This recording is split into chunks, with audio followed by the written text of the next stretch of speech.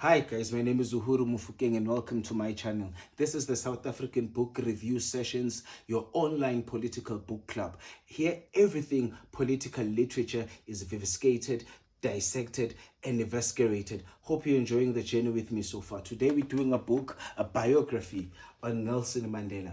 Now, there are many books on Nelson Mandela, and when I saw this, I thought, wow, this is different. Let me just read about it. I'll tell you more about this book, but then so far, this is a good read. Why should we be reading about Nelson Mandela and discussing Nelson Mandela in 2020? Listen, if you look at the world, if you look at Africa, if you look at South Africa, there's a need for leadership. And this man used to be the epitome, the paragon of leadership.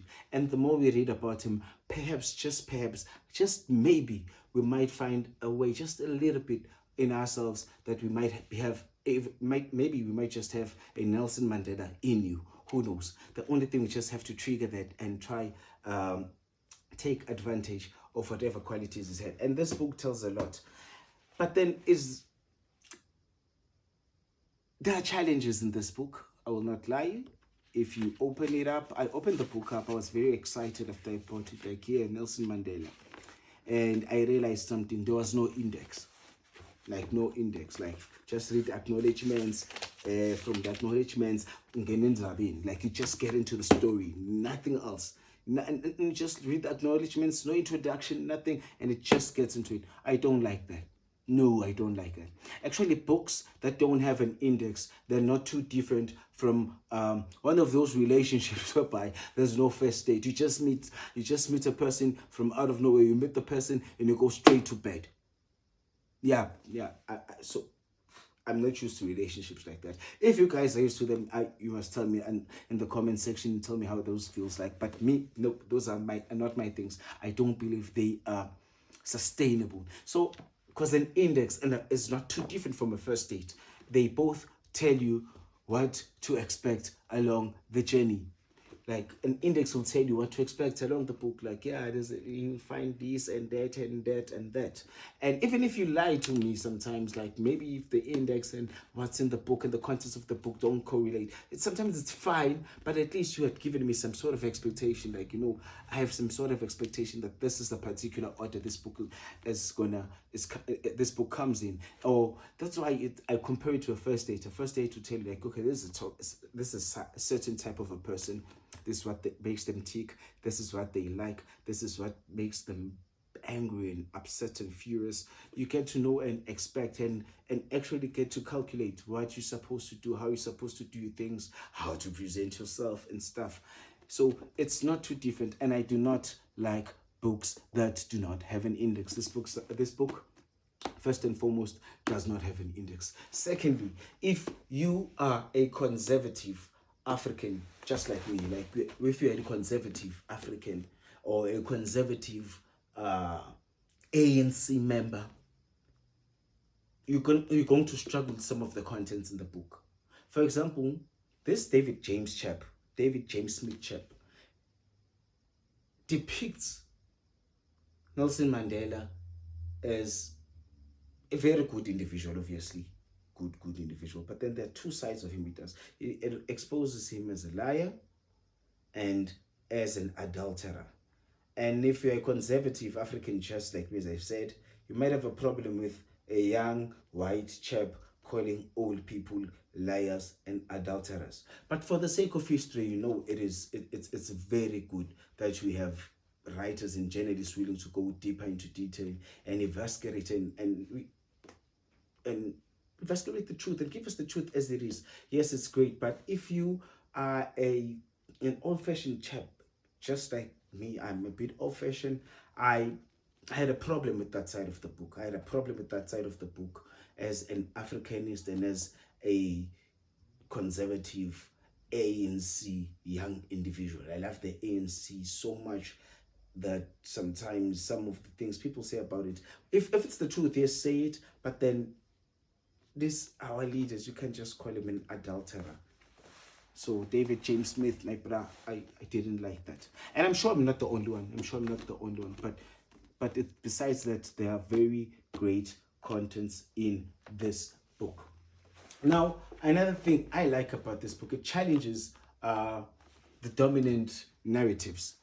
There's a narrative that Nelson Mandela's father was a chief, and while he was a kid, his father was deposed by white people because he was rebellious to their rule and their authority. He was instructed to call, and it didn't came, and it didn't go there, and all of those. No, the man deals with that fundamentally. If you've read the book by Fatima Mia, or if you've read The Long Walk to Freedom, you'd understand the narrative I'm telling you of Nelson Mandela's father being a chief. What this man discovered was that Nelson Mandela's father was indeed related to the tribal house, but was not a chief. He was an advisor to the chief, and he was induna, what we'd call nowadays an induna. As an induna, records show that the man could be counter-revolutionary at times, to use the word. It shows us that he would sell stands, and he would take bribes, would take people's cattle. Sometimes he'd sell a piece of land to 4 different individuals. You'd come with a cattle, he'd sell it to you. Someone else come with 3 cattle, 3 oxes. It just, if you come, the bigger the price, you still get the land. And many complaints got to the native department, and they dealt with him.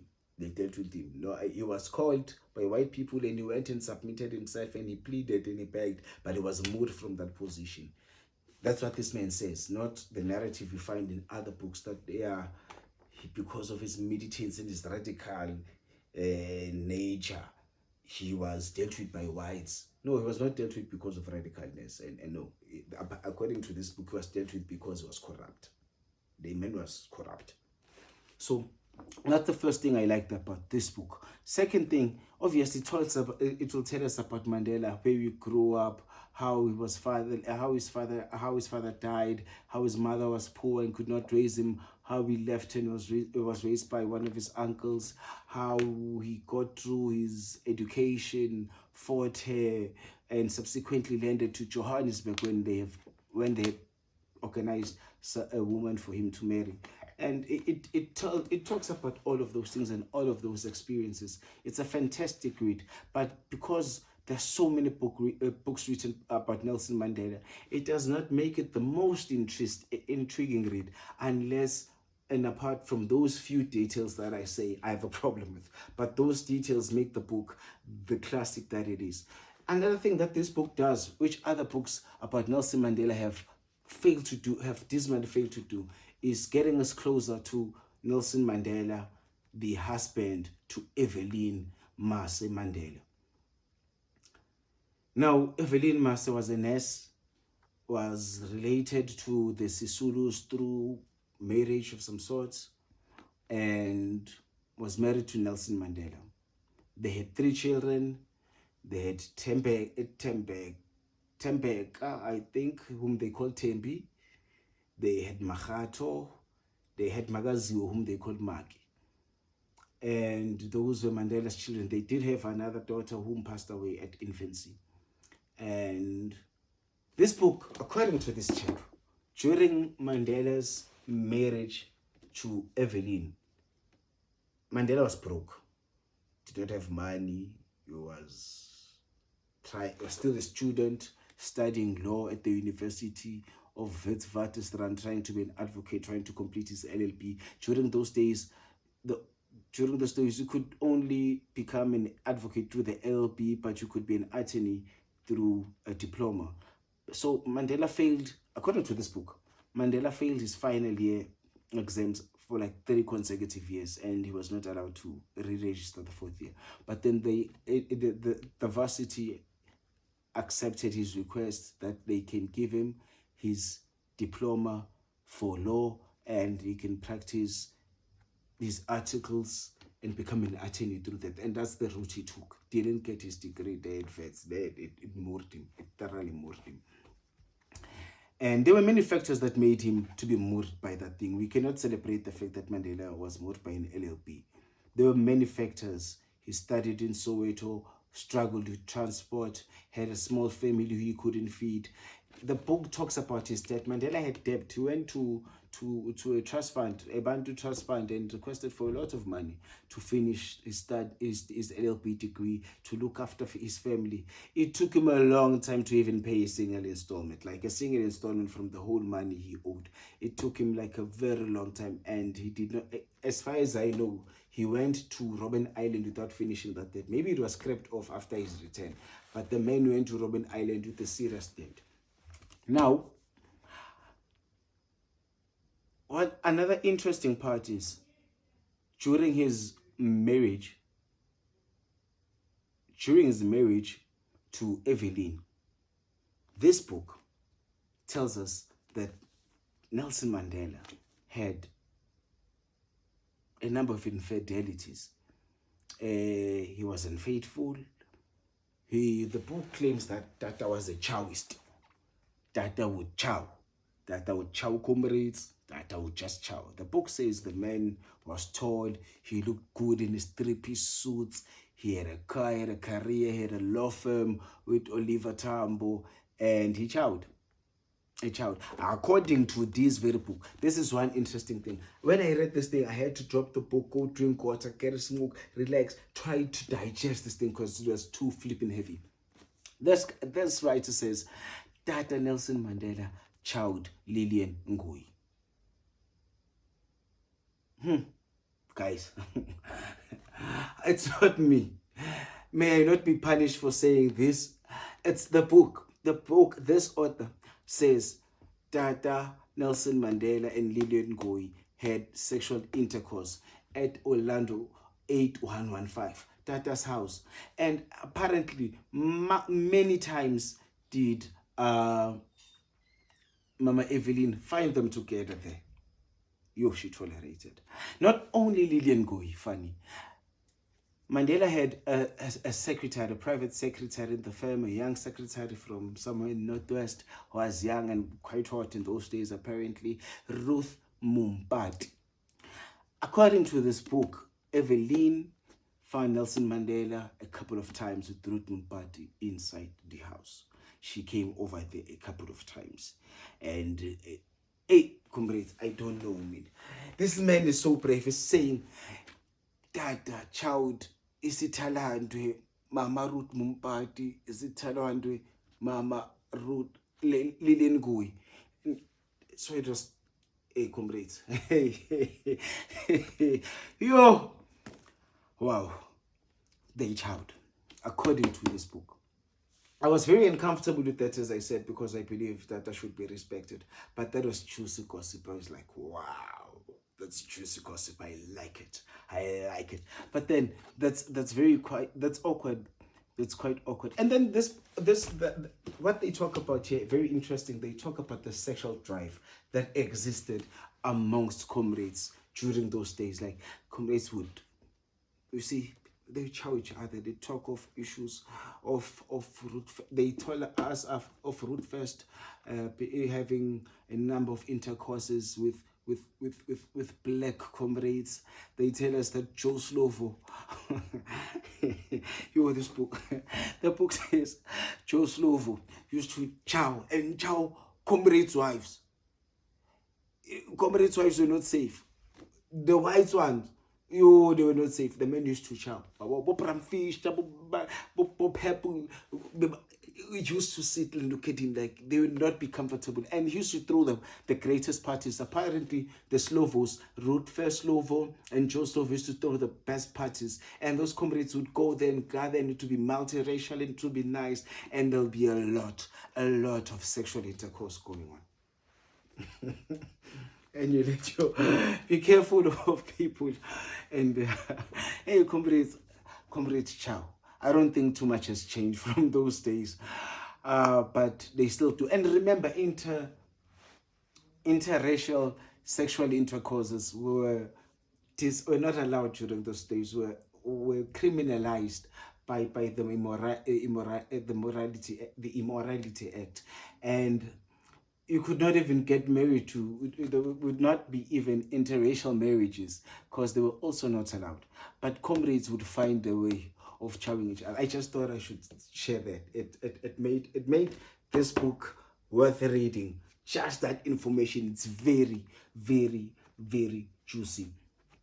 Now, Nelson Mandela had a successful law career, but he didn't make too much money from it because the law served as the firm Mandela, the Mandela Tambo firm, served basically as an olden day law clinic whereby poor people would come with most of their problems with the law, because they'd have a lot of problems with the law, and sometimes they come from far corners of the country without having wasted so much money, and looking at them being poor and destitute as they are, they would not be able to pay, and Mandela and Tambo take the cases and deal with it. In the book, Winnie Mandela is interviewed, and she speaks of how when she met Nelson Mandela one day, she happened to be fetched. Hey, Tata had an ice boy. Joe Modise was Tata's ice boy, according to this book. Joe Modise would drive to Baragwana to go fetch Mama Winnie, and then take her to the farm there, Mandela in Sisulu, the Chancellor House. And she explains that she would, by the time she would walk into the building, take the stairs, already when she's midway through the stairs, there'll be people queue waiting to see her husband and Oliver Tambo. And she got used to sitting around there, interacting with these people, and just waiting for this gentleman to finish off. So he had a successful career when he decided to sacrifice himself. You see, it was a decision when it was a decision by the ANC to have someone to take the fall. The ANC had a plan. That's why they sent Tambo outside early before the imminent arrest. They sent Tambo outside early. And Mandela was their fall guy. And he knew was going to be their fall guy. And during his rise politically, he had sacrificed himself. He had placed himself as a volunteer in chief, not just in 1952. Now let's talk about the rise in politics. The book also talks about his rise. And the book credits Walter Sisulu as Nelson Mandela's political mentor. It says, when Mandela met Sisulu, Sisulu was already an established estate agent, a communist, and a member of the African National Congress. Funny, Sisulu was less educated than Mandela. From even the founding fathers of the ANC, you'd think Sisulu is the least educated. He only went up to standard 6, but was very successful in terms of his business. Not only successful business-wise, but intellectually, he was astute. He showed a lot of intellectual prowess in dealing with political issues, business issues, and many, many other issues that led to the advancement and development of the ANC Youth League, and the broader Republic of South Africa. Now, this book is written in a beautiful fashion, because what the author does, the author wasn't lazy, did his research. The research was meticulous, the research was assiduous, the richness of the language, obviously it's a white man and probably English speaking, and wrote it very beautiful. It's beautifully written, and it explains, it gets into details, it triggers the imagination, it makes you see the things it talks about. For example, I've never been to Lily's the farm. Even now when it's turned into museum, I haven't been there. But then when the author explains Lily's farm, you just have to, you just understand it. It triggers your imagination, and you just see it. It's a beautiful way, the way he wrote the book. Now, besides all of that, the arrest, before the arrest, the book talks about the duration from birth up until his arrest, basically. And one issue we need to talk about is the role Nelson Mandela played in the ANC adopting the armed struggle. The armed struggle instead of the tried and tested non-violence posture it had taken for over 50 years then. Now, Nelson Mandela was a typical ANC boy who also believed in non-violence. But then, as the tide against the liberation struggle became bigger and much stronger, and the state reacted with more repressive measures, he found himself in a position whereby he had no choice but to be convinced otherwise. The first influence, according to this book, that played a role in Nelson Mandela's thinking that he eventually influenced his other fellow youth leaguers, Walter Sisulu, Oliver Tambo, to be precise. The first one was the communist, the white communist within the South African Communist Party, who have been members of the Springbok Legion, those who have seen war themselves. They've went and fought in the Second World War. They've tasted war. Comrades like Jack Hodgson, comrades like Joe Slovo, comrades like Bob Happel. These were comrades who have seen and tasted war. Dennis Goldberg. They were part of the detachments to various countries during the World War. So they've tasted war, they understood war. They came back and formed the Springbok Legion, which was basically a communist structure for former soldiers who've been to the war. And from the Springbok Legion, the Communist Party recruited and it got its leadership. Those very same comrades, your Wolfie Kodesh, and many others were the basic influence that influenced Nelson Mandela. Like, listen, Nelson, we cannot be doing this. We must go for military training. We must start an army. The ANC leadership was very, very, very negative towards the armed struggle under the leadership of Inkosi Albert Luthuli. Remember, Albert Luthuli received is the first black African to receive a Nobel Peace Prize. Immediately after receiving the Nobel Peace Prize, the ANC Mkhonto Wesizwe was formed, and he could not basically condone the Mkhonto Wesizwe while he's being an international icon of peace. So that's how Mkhonto Wesizwe was separate from the ANC at first. Mkhonto Wesizwe was neither the ANC, neither the Communist Party. Though sometimes the lines would blur a lot, but it was an independent organization up until 1962 in Lobata, when the ANC adopted the armed struggle as its policy and Mkhonto Wesizwe as its military wing. So Nelson Mandela played a crucial role. He went out training. The first two people to go out training were Wilton Mukwai, Nelson Mandela, and also Robert Resha went out. Patrick Mulawi went out. They went out to various African countries for training.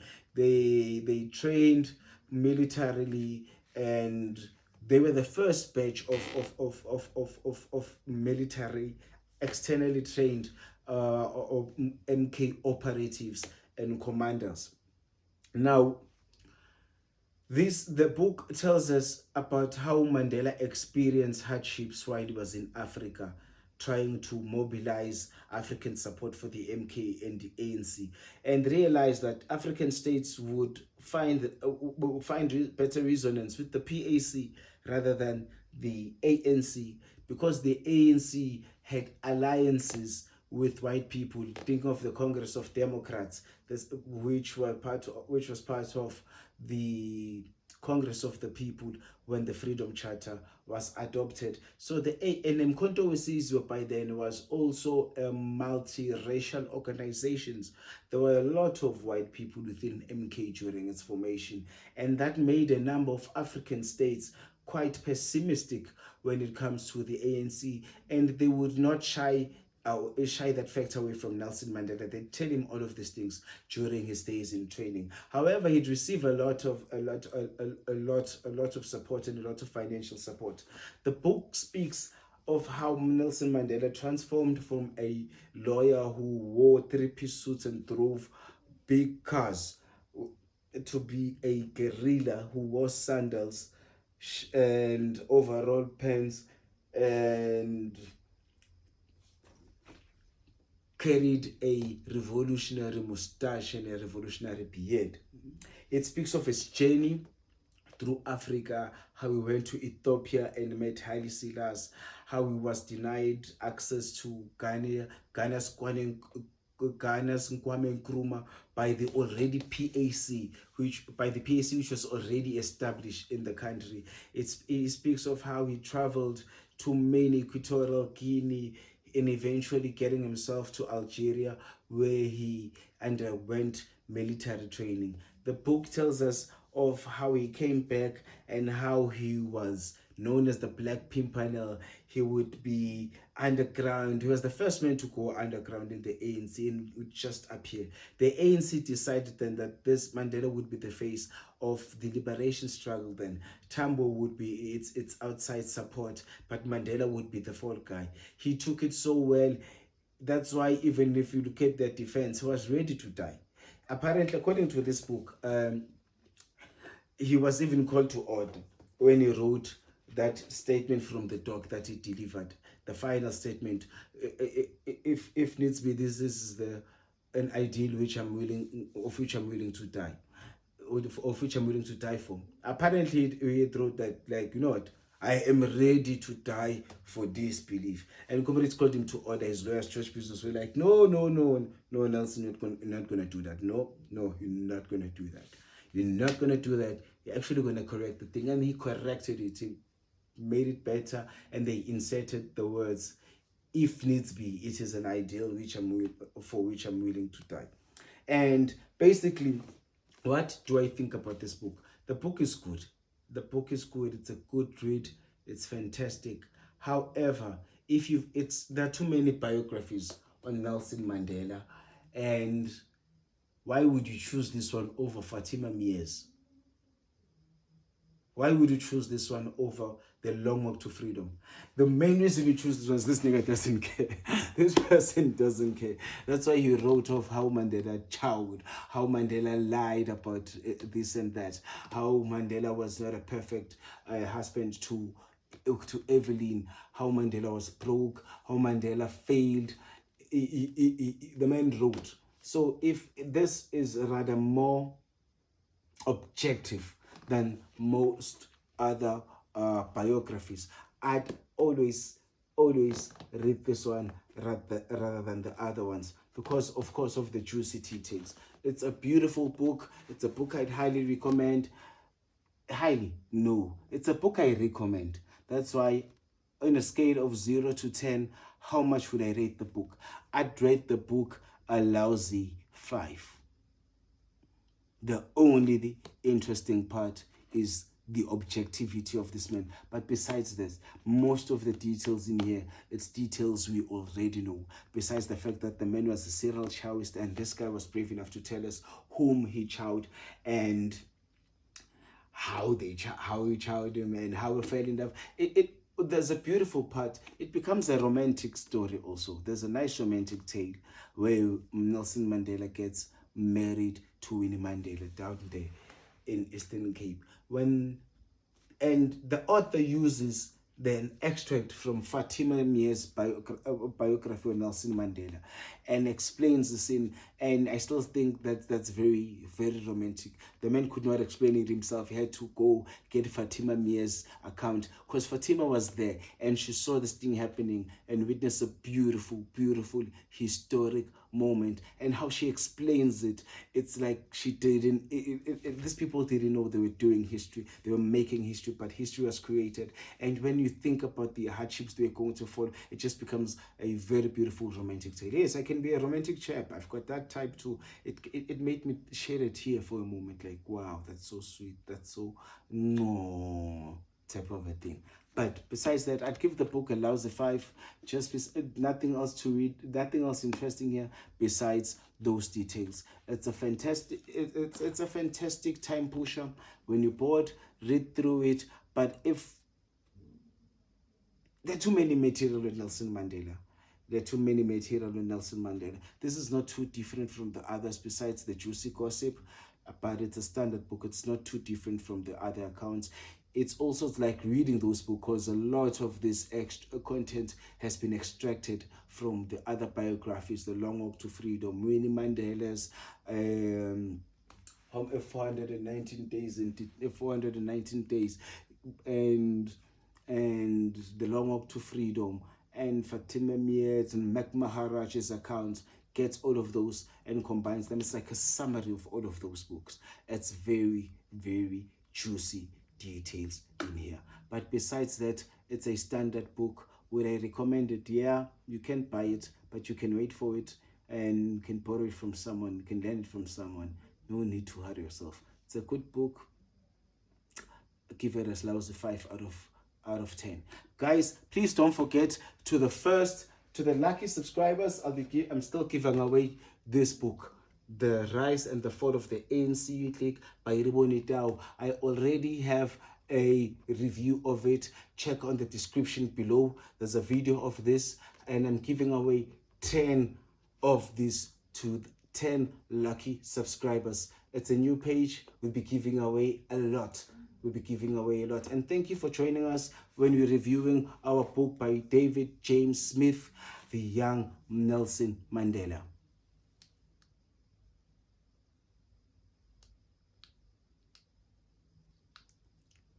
Yeah.